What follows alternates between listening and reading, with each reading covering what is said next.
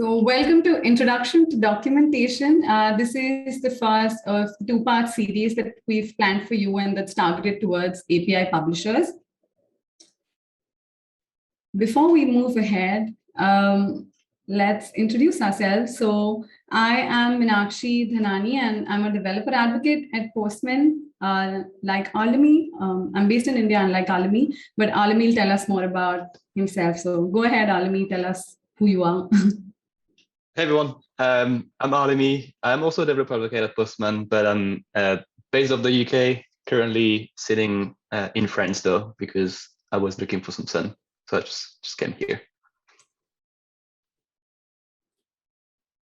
Cool. So here's what we're going to cover today. We're going to talk about what being an API publisher is, and after which we will see why as an API publisher, you want to invest in documentation for your APIs and how that would help craft a stronger developer experience. We'll also cover the different ways to document your APIs and how API publishers can make the APIs discoverable and share them on the Postman network. We'll leave you with a consolidated list of resources that you can take back after the webinar and try out. And we'll end with the Q&A. But before we start, a little about you. So, Alami, can you bring the polls up and I'll go over what we want to know about you. So how long have you been using Postman and how much experience do you have with writing documentation in Postman? So go ahead and tell us which of the choices you relate to the most. And this is for us to understand more about you so that we can focus on certain parts during the webinar accordingly. Do we want to see the results? I'm still seeing some people vote. Just in case you're wondering where we're voting, just click on the Zoom window. You should have like a pop-up with options. But I think we're about done. I'm not seeing anyone else vote, so I'm going to end the poll and share the results. Okay, so how long have you been using Postman? And I think there is a majority answer, which is less than 1 year, which is still good enough. And I think, okay, 0% have been using it for 2 to 3 years. It was a down year. There was no Postman at the time. We were on holidays. Okay. When did we start? We started 5 or 6 years ago now, probably. Like you can see, there's a few that were like 3+ years. Yes. Oh, yes. But there's people with 3+ years who've been using it for 33%. So yeah, there's actually not many at 2 to 3 years. And there is about 20% of the people who've been using it for 1 to 2 years. And the next one about how much experience do you have with documentation in Postman? There's majority answer is 60% no experience, which is perfect, and which is why we're happy that you're here already, so that we can explore documentation on Postman. And 20% I've read documentation on Postman, 13% is I've generated documentation using Postman. And there's also some answers for I've created documentations from scratch using Postman. That's about 7% of the people. And okay, people call me Postman documentation because I know so much about it. Yeah, I guess we'd have to answer that, Alami. Yeah, that makes me sad. No one went for that one. Now I have to wonder whether it's because my joke was really that bad, or if actually no one knows so much about documentation. Yes, but that's a fun one. So we want you to answer and help us with another one. How much time does your team spend on API documentation? And again, you should now see a pop-up on your screen where you can vote. Just go ahead, enter your response. We're not judging you, just to understand how much time spent on documentation?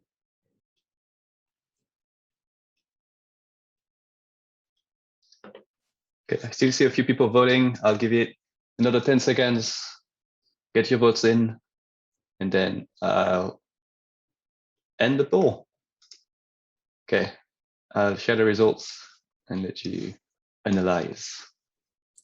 Yes, so this one is less than 25% of your team's time is spent on API documentation, and 88% of the folks attending say that it's less than 25%, which is very interesting compared to like the other stuff that team has to do as well. I think still less than 25% is mostly something that we'd expect. There's also 12% of the folks who think who spend about like whose team spends about 25 to 50%, which is quite a bit on the API documentation. Yeah, I'm just very happy to see no one at 0%. I think that's ideally what we want everywhere, like everyone to be, where there's some sort of documentation. Maybe you spent a minute of it on it, but at least there's like a line that tells you that's what it does, or this is how to get started. Yes. Oops, stop sharing. Yep.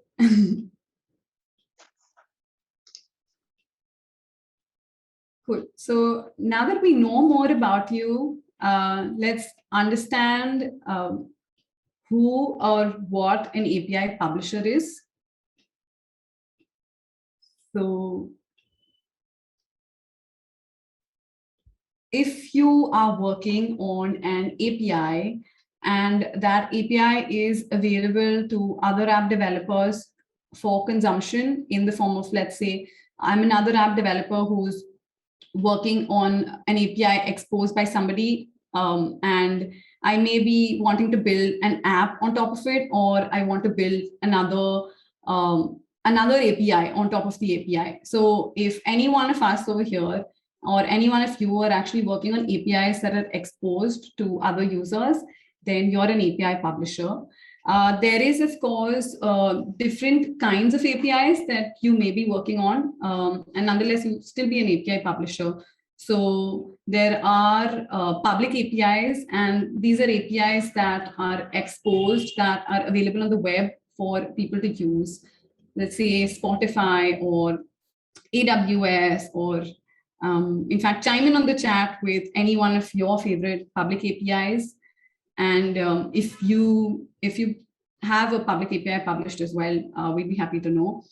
And there are another kind of APIs which are called as partner APIs. And those are ones that aren't exposed on the web, but they may be exposed to certain integration partners that you work with. And the majority of the chunk, all of the stuff that you see below the iceberg, which I think is the iceberg, is private APIs. So private APIs are something that a lot of us use to be able to internally facilitate the integration of the different applications or systems that are used within the company. And these may not be exposed maybe even to a partner or public APIs, but they may just be like within the company for different services or different teams to be able to communicate with each other.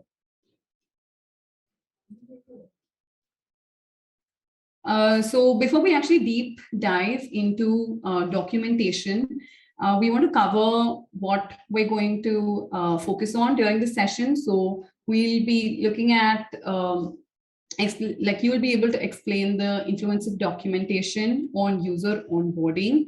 And we hopefully will be able to provide you with a good checklist for good documentation and generate documentation from OpenAPI specification. And we'll cover a little of what OpenAPI specification is also.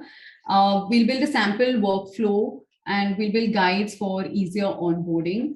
And we'll also publish that public workspace. We'll publish that API on the Postman network and then share the documentation that we create throughout this webinar.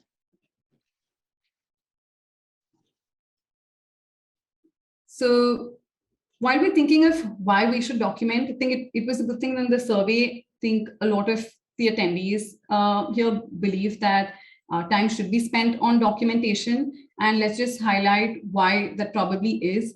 So this is the state of the API report, and it's a survey conducted by Postman. And like we see here, about 55% of the respondents feel that they struggle or there are obstacles to consuming APIs, especially when there is lack of documentation. And I think I've definitely been in the position where I have left the idea of using a particular API if I struggle too much on maybe getting authorization or getting access to the API, or if I can't find the reference documentation or any of like the API docs, and if it's just too time consuming. And that would lead to a bad developer experience. So a good one then, in my opinion, would be one where the onboarding for users is faster. So right from being able to discover the API and to discover the docs easily, and to be able to make that first successful API call.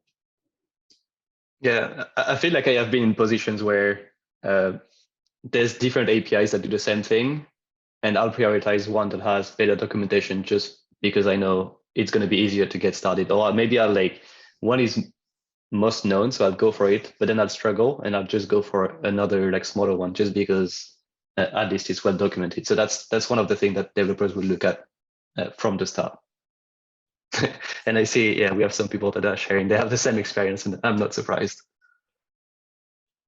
Yeah, I think, thank you, and like feel free to share what your worst or probably best experience with using an API was or is. And what we're going to do right now is I'm going to dive into the demo, and we're going to, so we're going to start from scratch. We'll have an API, and then we will generate documentation from that API. So we'll look at how to do that. And hopefully that should ease the pain of the other developers that would use this API. So I'm going to assume the role or the persona of a backend developer who has an API. And Almi, if you could share the link to the API that we want to import on the chat, so that feel free to follow along. So what we have here is a workspace, and as of now it's empty, but we're going to import the API that Almi's just shared the link to. So copy over that link. And so we're assuming you're a backend developer that already has like an OpenAPI definition, right? We're not going to spend time writing it. So we're gonna use that one that's already existing. So we have the link for it, and we're going to import the definition using the link. So I'm just going to click on continue, and it has been passed as an OpenAPI 3.0 API, which we're going to understand what that is and how it looks. And the option here asks if we want to generate a collection from the API, which is something that we want to do, but probably not just yet. So let's browse through first of like about what the API is, what it does, and then we'll go ahead and create documentation from it. So I'm going to click on import.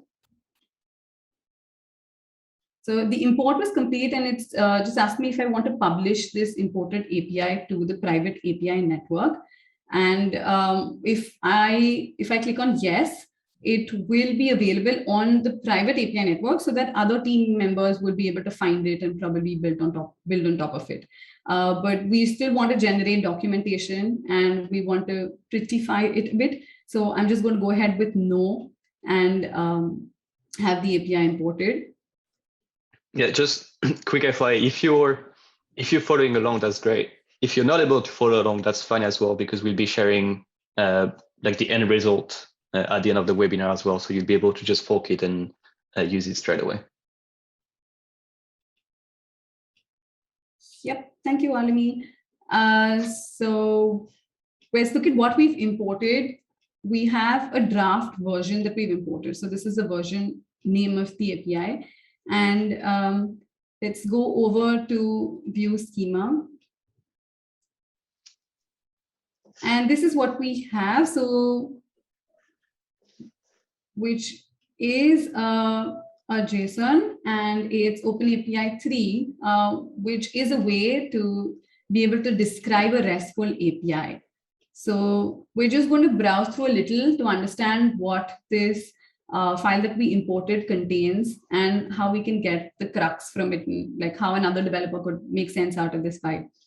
So just about what this API does, I think just going over the description, it's a books API that provides information about book reviews and the New York Times bestseller lists. And if we go over here on the left, the entire API has been browsed so that we can just see what parts it has and maybe what components it has. And it has a security schema, which says that we need an API key. So I'm just going to go over one of the parts just to get a rough idea of everything that's available in this specification to use. So this is a /list path, and it's a GET request. And there are the list of parameters that we can add. So maybe the names of the Times bestseller list that we want to query. And we need to supply it in the query, and it needs to be a string type. So this is pretty good information for somebody who wants to start using the API. And yeah, so that's the parameters. And one last thing that I want to go over is also to see that the responses have been provided as well. So there is examples of 200 OK responses for that particular API call and how it will look and what it will have. So it will have book details, age group, author. Which is pretty good. So a lot of the details about the API and what needs to be there to be able to use the API and make the call are part of this definition, but it may not be as easy to browse through a definition, and it will definitely be easier to look through documentation that's much more readable. Yeah, like JSON is one of these machine readable format, and people aren't machines, or at least not yet. So probably there's a better way to to display it. So I think machines will be people soon. So I just moved over to documentation. So if you've imported the API from definition, we were at definition where we were looking through how the API looks. And now we're going over to documentation.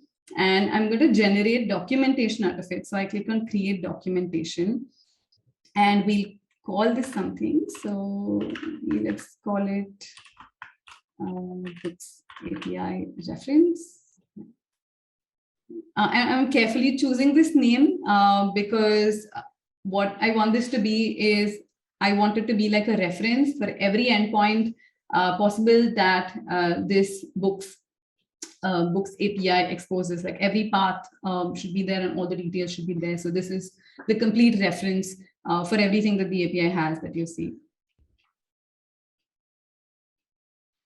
And it's important to understand how the conversion is happening. So these are a couple of the settings that we have an option to choose. And this is how the collection is generated from the OpenAPI file. So I'm going to quickly go over some of the important ones that I think will be useful to understand.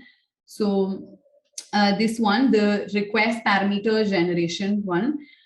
So it's asking us to select whether the request parameters that show up on the documentation. So we saw the list endpoint. Maybe for that, name was one of the parameters. So the value for name that will show up in the documentation, whether that should be fetched from the schema that we saw. The schema had like string or integer, or whether the value should be fetched from one of the examples in the schema. So for this one, and having browsed through the definition, I'll go ahead with schema because I actually didn't see any of the examples with request parameters in them. But if you do have examples that have request parameters, you can probably choose example. There's a similar one over here for response parameter generation. So whether to pick that up again from the schema or the example. And we did see a couple of examples for the 200 OK response. So I'm going to let this option be as examples. And going over folder organization. So select whether to create folders according to the specs, paths, or tags. And by default, paths is selected. So I think there was a /lists path and maybe another path, but there weren't tags in the specification. So you may have a specification that has tags defined in them. And what tags would do is give you an ability to be able to group certain related paths. And that's how, when we generate the collection from that kind of specification, it will be grouped into separate folders based on tags. But again, for this one, we're just going to go ahead with paths because the definition doesn't have tags in them. And we definitely like to include information about authorization and what parameters users using this API can expect. So I'm going to keep this as on. And to set optional parameters as disabled is something that I'm going to keep on as well, so that it doesn't look like I need to fill up all of the parameters or provide all of the parameters, and the optional ones show up as optional. So go ahead, create the documentation. Yeah, I think so. I know we're spending a lot of time like from this API definition. And this is very valuable if you already have an API definition. But if you do not have an API definition, you can also start from scratch. And we'll go over that like just in some time as well. But yeah, the best case scenario, you have an API definition and this just generates everything for you, right? Yes, which it did. So it did generate this collection that we see right here, and some documentation that was fetched from the collection. So just want to go over and see what has been generated. Again, the folder that we see here, because we said that we want to create folders based on the paths. So it's grouped all of the requests under that path. What would be nice though for a user who's using this API for the first time would be some text to help with what this folder contains. So I'm going to go ahead and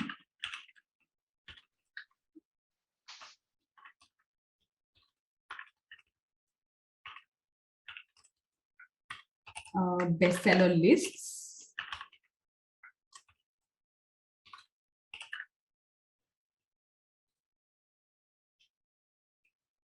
And I'm just going over like one of the requests. So I see the authorization, which type like we need to provide the API key.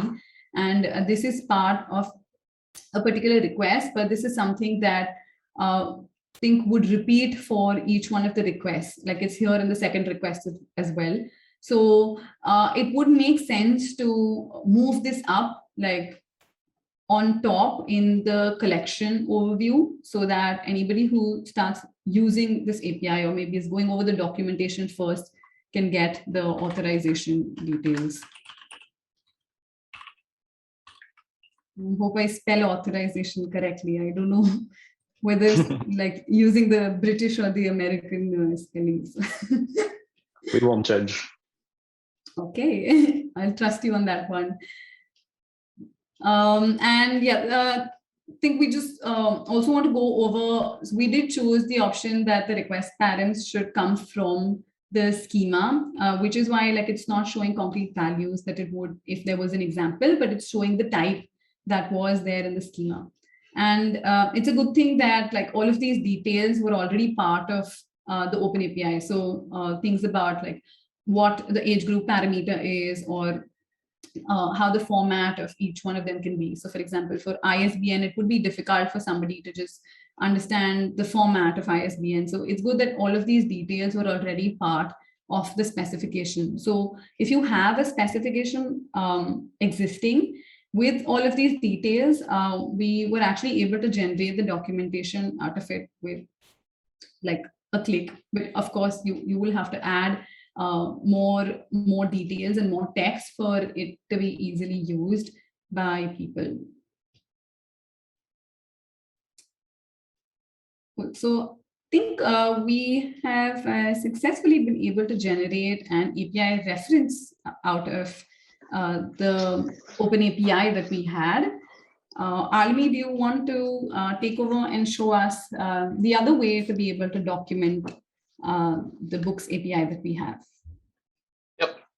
Let me make sure I share the right screen.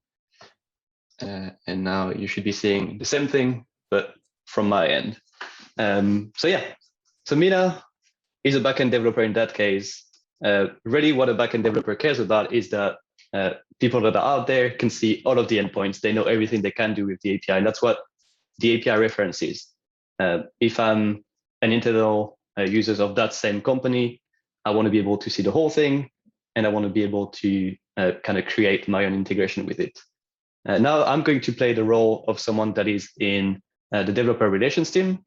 And one of my goals is to make sure that external developers can make the most out of that API, but also that they understand as fast as possible what they can do with it. And one way for that is to create workflows. So we mentioned API reference, which is one type of documentation. An API reference is just a list of all your endpoints. The other type of collections that we see are workflows. So workflow is a specific use case of something you can build with that API. So that's what I'm going to go ahead and do. So hopefully I won't take too long, but that also shows you how you can create a collection from scratch or a documentation from scratch. So as I mentioned, you might not have an API definition. Not everyone has one by default. And in that case, you may want to create a brand new collection. So I'm going to go ahead, create a collection, and I'll call that workflow. And for this workflow, what I'm going to show is how you can get the reviews for the top author is in the New York Times bestseller. So I'll do get reviews for top author. It doesn't say much, but I have more documentation that I can complete here. I'll go ahead and say, and again, I'm at the collection level. This collection allows you to see how you can use the NYT API to get reviews for the top author of the week, actually, because this changes every week. For the hardcover fiction section. So we're getting that right after. So I have some documentation already, which gives some info as to what that workflow does. And I'm going to go ahead, and luckily enough, I have that API reference next to it, so I don't have to reinvent the wheel. I can just go ahead and duplicate the requests and kind of steal them. Maybe you're very lucky because a really nice backend developer already generated it. Exactly. Exactly. So I have this one here, and I can rename it to remove copy, so no one knows I've copied that from someone else. So I'm going to use this one. I'm also going to use the reviews endpoint to build my workflow. Go ahead and duplicate it, then move it here. Oh, no one knows, but I've changed that. And now I can start building what I want to build. So I said I want to get the best, the top author. So I'll go to the bestsellers list, see what I need to create. So first I need a base URL, which I know I need to steal away as well from here. I'll go ahead and paste it in my collection level. Oop, it's base URL. I need an API key. And I think this one is here. You can see it's named API key. And I have created that one before. I'm sorry, I won't be giving it to you because I don't want you to use my API key, but I'll just paste it here for use. And then I have a format. So that API actually needs a format for each request. And I've used JSON because that's the machine readable format that we've been using. Let me save this. So now I have my workflow that is almost there. I have all the requests that I need. I just need to put some intelligence to it. So let me send this, make sure that this is using at the authorization level, I'm guessing. Maybe I'll ask my backend developer, where's that setup? Is that here? Yeah. I think you're right. API key, and then same here. So I see you're using a variable for the auth. Yep.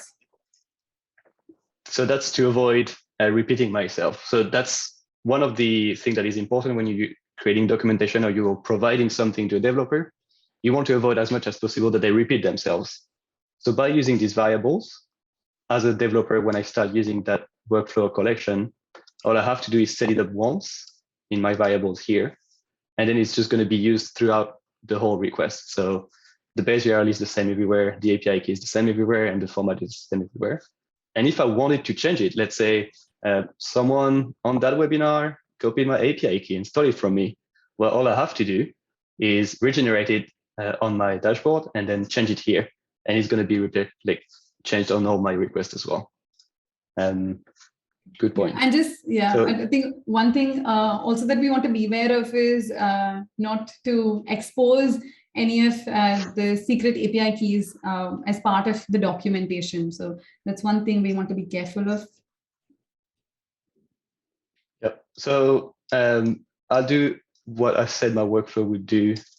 I'm going to say that I want the hardcover fiction. So now I have a list, and I know that the rank one is, who is it actually? We have Leanne Moriarty. So we'll want to get that information and send it to reviews. I don't want to spend too much time on that. The value is not in the workflow itself. The value is on being able to share that to people. So I will be cheating, and I will be copying this code from my other screen. But what it does, saves the response in a variable, goes and get the name of the author, saves it in a variable, and then saves that at the collection level. So now let's say I were to send that request. At the collection level, I have my author variable, which has now a value.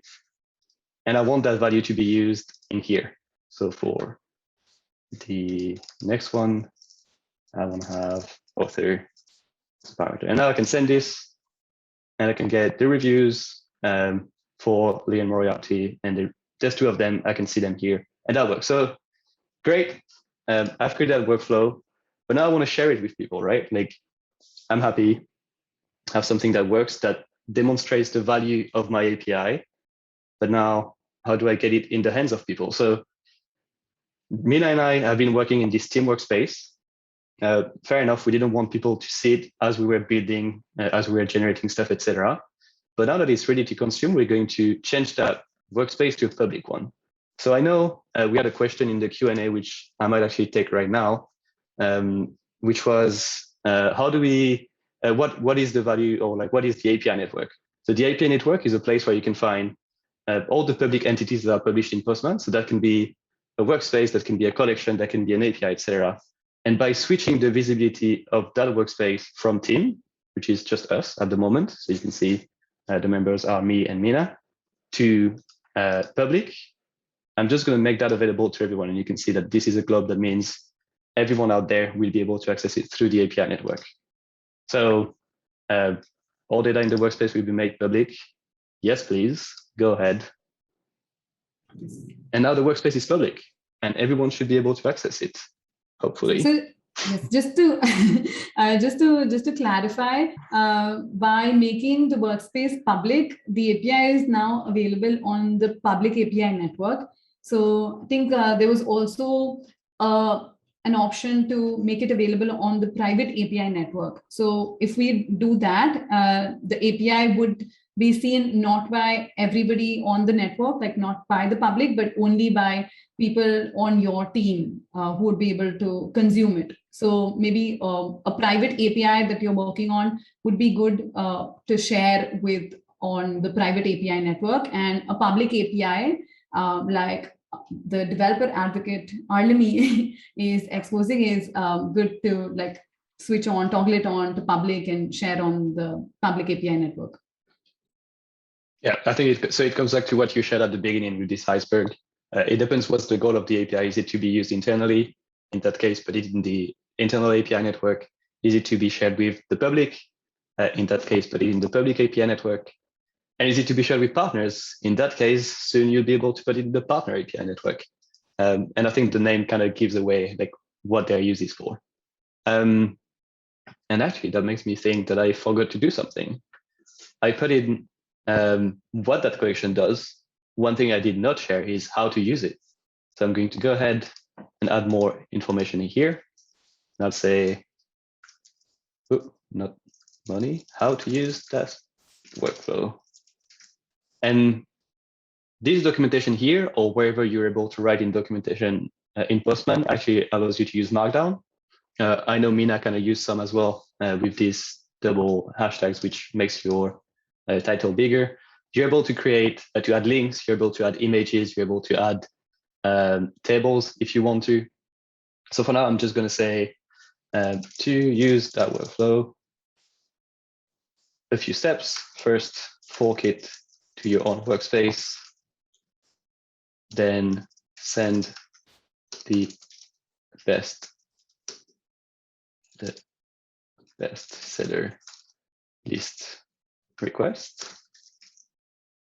Step 3, send the reviews request. I think it's a pretty easy workflow. One thing that we are missing is the authentication. So how do I authorization, get an API key from New York Times. Is it Times? It is, right? Website. Yes, I think so. And I can use links. So I'll go ahead and in the markdown way, add a link. And the URL is the following one. Okay, now I can save, and you can see I have this nice looking description. How do I get my authorization? I just click here, and this leads me to the right website. And how to use it. Step 1, fork it. Step 2, send one request. Step 3, send the other request. Cool. Is everyone happy with that? Are you happy with that, Mina? Yes, very cool. Okay, I have approval from my backend team. So I'll go ahead and now, so first, it's publicly available, right? If you were to search for it, you would find it. But maybe I want to be more proactive and put it in your hands. So it's not you coming to my public workspace and starting to use it. It's me being proactive and saying, hey, by the way, if you want to start using my API, I have that workflow that shows you how to do it. So let's go ahead and see how we can do that. If I'm at the collection level, there's these 3 little dots here that shows view more action, or there's a share button here at the top right. So I can share the collection, which is exactly what I want to do. So I'm going to click on that. And I can share it to a workspace, which is not really what I want to do. I can share a snapshot of the collection. So that's basically the collection right now is this. And you only get this version of it. If I improve my workflow, if I had more features, options, etc., you won't be able to access it. And the last one is the run in Postman button. So that actually allows you to embed a live version of the collection. You can use that on your documentation. You can just send that to, you can put that on your GitHub page. You can put that in many places, but that's the best way to go with it because it keeps the live version. So again, if I make some changes and people keep clicking on it, they'll get the latest version rather than the old version. So embed a live version, yes, please. Do I have an environment? I actually do not. If I was using an environment, I could attach it to that collection and it would be imported or forked with the collection whenever someone uses that button. And now I have 2 options. I can use an HTML code to include it or Markdown. And if you remember, Markdown can be used in Postman. So I'm going to go ahead with this and I'll actually include that directly in our workspace. So we've seen collection level documentation. I'm in my collection, and here I have some documentation for a workflow for an API reference. But we also have a higher level of documentation. Someone may just land on your workspace. In that case, they land on this page. And from here, I can already get them started with how to use the API. So I'll add some more description. We have a title of the workspace. We have a short description. And then we have a longer description. So I'll say, if you'd like to use the workflow, you can fork the collection using this run in Postman button. And here I can just paste the code that I just had. Otherwise, you can get started by forking the API reference and building your own. Cool. So what does that create? A big run in Postman button, bright orange, you can't miss it. Again, you can include that in other places. I'm not going to start like putting it in different places for the sake of that webinar, but we have it here and I can show you how that works. So remember, this is linked to my workflow. Now I can click on that button. And if I was an external developer, I could also do that. Click on that button. And then what it tells me, what do you want to do? Fork the collection, or you also have just an option to view it or to import a copy of it. So I'll fork it. I can now select which workspace I want to be bringing it on. Hopefully, yeah. So I can give it a name, gives a default I think we, my username. Yep. I think we, did we mention what forking does? I think we haven't yet, right? Good question. So actually, let's go through that now. So I can then select a workspace. I could bring it to my workspace and then fork. So fork, if you're not familiar with forking, and if we haven't mentioned it before, sorry for saying it so many times and not saying what it does.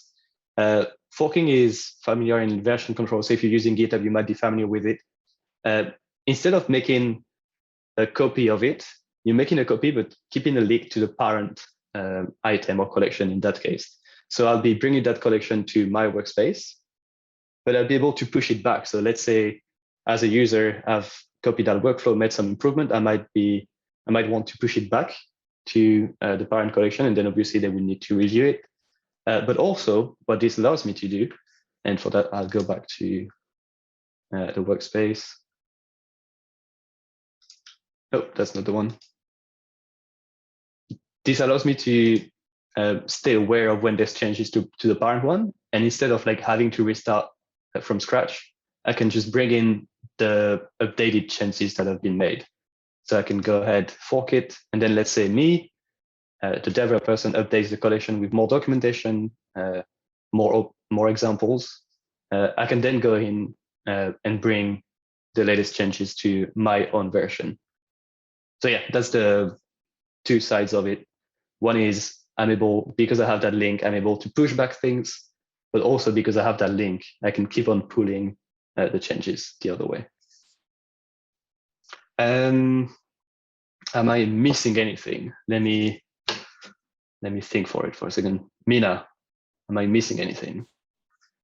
I don't think so. I think what we wanted to do is generate the different kinds of documentation. So we did generate like the entire full API reference. And it's a good thing that you spotted a scenario or a use case that would be useful for people to get started quickly. And we created a workflow out of that. And we created a public workspace, and we shared that with the run in Postman button. So I think we're good. Cool. So let me go back to the slides, and then we move on to the last part of the webinar. I'll present this. Cool. So we've just done that demo. Mina just walked you through everything that we've created, and hopefully we've covered most of the things that we said we would do. So let's go through the recap. So that's the things that we said you would learn, and let's see if we'll actually match that. So hopefully you now know the influence of documentation on user onboarding.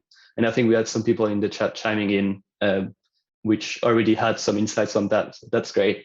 You can see what is good documentation. We'll go more in depth in that in the part 2. I think you already get an overview, which is there's different types of documentation. When you generate it, you want to make sure that there's authorization, there's a how to get started. You want to make sure that you don't repeat yourself. So make use of variables. So that's some of the things that we've seen. We've seen how to generate a documentation from an OpenAPI. Mina did that. We had that OpenAPI, we generated that. API reference collection, how we can build sample workflows and guides.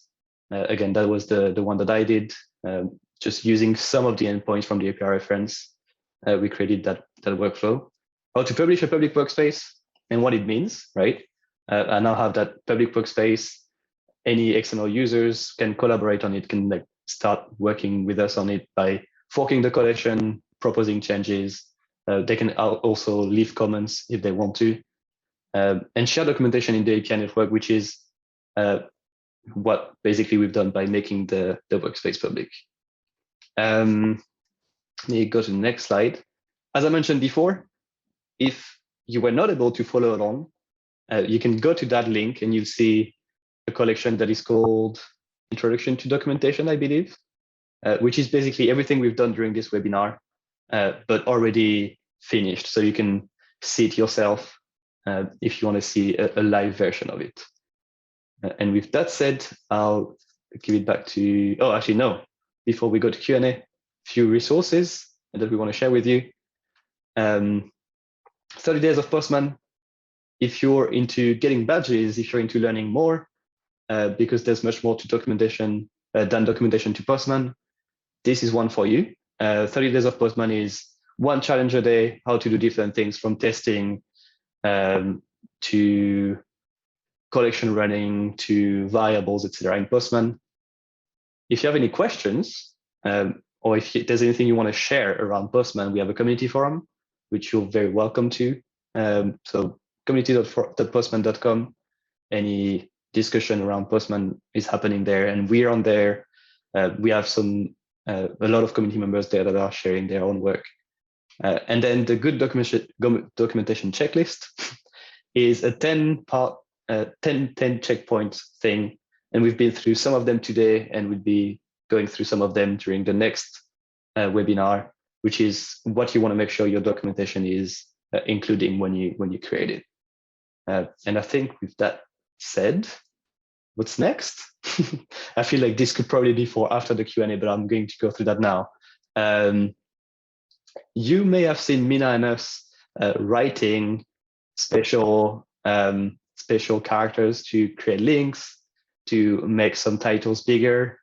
Well, soon you'll be able to do that just by point and click. So you'll be able to select some text, say, I want this to look bigger. You'll be able to generate a table, etc. And this is called WYSIWYG documentation. So that stands for what you see is what you get, I believe, something like that.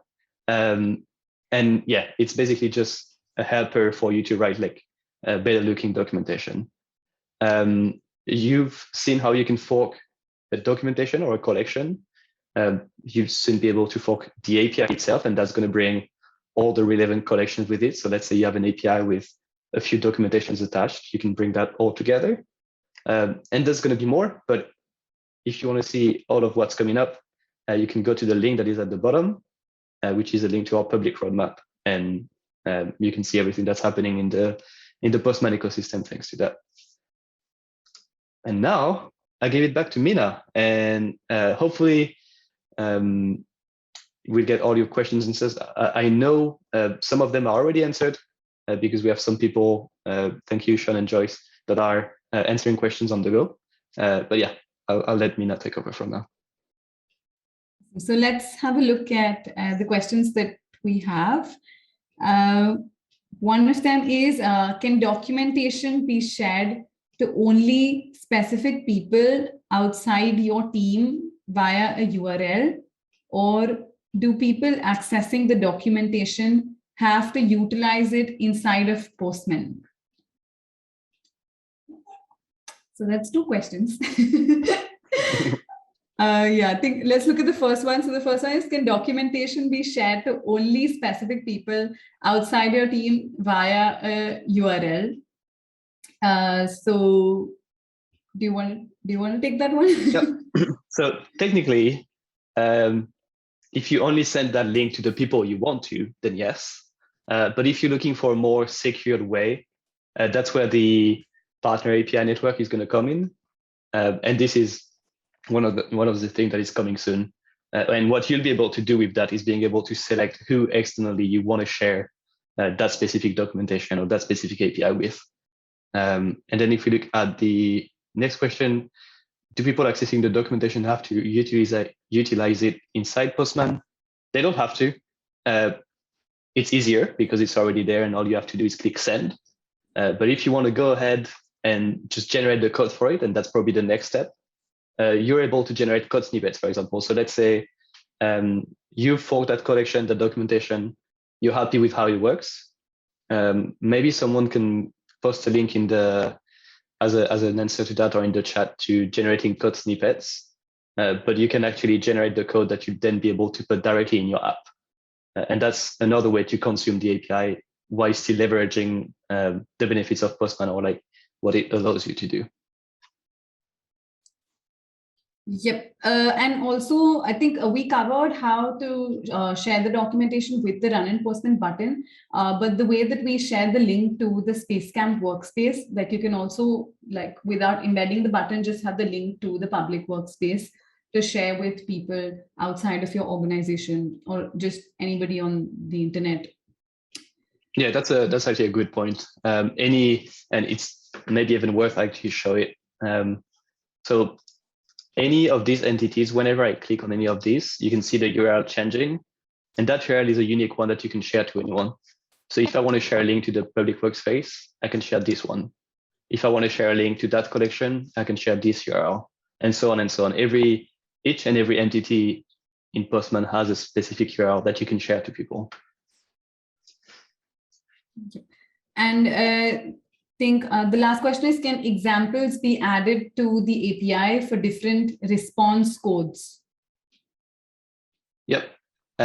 You can add, and I think I'm not going to go through the demo right now, but yeah, when you send a request, you're able to save whatever comes back as an example response, or you're able to create your own example.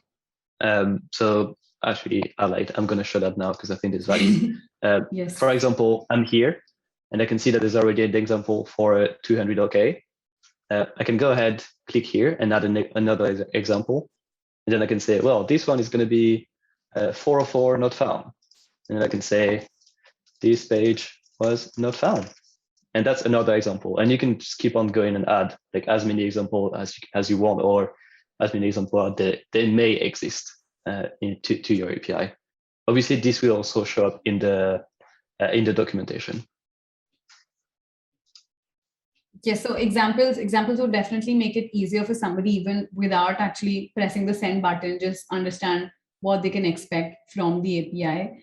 And it's also possible to add them directly to the collection, or also define the structure of the error responses, which is one of the more important response codes that you want to make sure that you do specify how an error looks so that somebody working on top of it can parse it. So that's something that you can define in the OpenAPI as well. I think the definition that we used didn't have error responses in them, but that's certainly possible. Cool. Do we have any more questions, or should we go to the survey? I think we can go to the survey.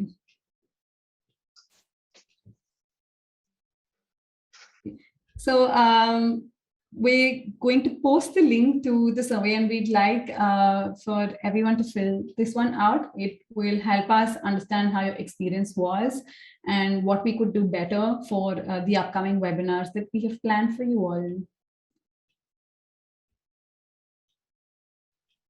So yeah, take a note of that URL, open it in a new tab. You don't have to answer it right now, and we'll make sure that it's included in the follow-up email that we send you, along with the recording of that session and all the relevant links. But yeah, please do answer, as this helps us like make sure that we cover other things that you may want to see in other webinars, but also, as you may know, there's a part 2 to this one, which we hope to see you at. And we want to make sure that if there's anything that wasn't covered in this one that you're interested in, we can cover it in the next one. So that's very important feedback for us. Ooh. Oh, too many questions. So yes, thank you so much for attending the webinar. If you like us and want to see more of us, we do have live streams that we do every Thursday. So there is one tomorrow, which is the blindfold challenge, where Sean, developer advocate and Ruby solutions engineer, will go over and pick up a random API from the public API network that we just saw today and see how to start using it. And documentation probably is going to play a very important role there. So you might want to also see how people consume APIs that are there on the public API network. And yeah, don't forget that there's the session part 2. If you're not yet registered to it, we'll probably post a link to that in the chat right now as well, where we'll go just more in depth into what you want to have in a public documentation, more in depth as to like what you can include in your documentation, how you can share it, etc., etc. Thank you, Sean, for posting that link to the next webinar. And right. Thank you, everybody, for attending. Thank you. Thank you. Bye-bye. Bye.